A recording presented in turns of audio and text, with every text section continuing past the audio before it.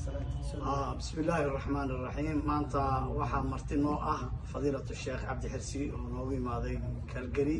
jazakallahu khayran. waxaan leeyahay ku soo dhawaad masjid Aisha iyo idaaradiisa ay ku soo dhaweynayaan in community aan ku kulminaan rabay dhamaantood. marka community insha Allah maraan wargelin doonaa maadaama adiga aad joogtid meeshan oo Hamilton insha Allah. hadda marka kelmad yar inaad community aan la hadashaan rabaa iyo North America عام ضمانته إن شاء الله. فليتفضل شيخ.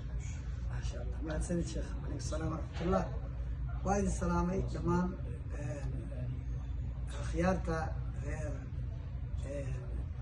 نايجرا فولس شيخ عبد الوهاب الفرو أصحابتي كل واحد السلامي.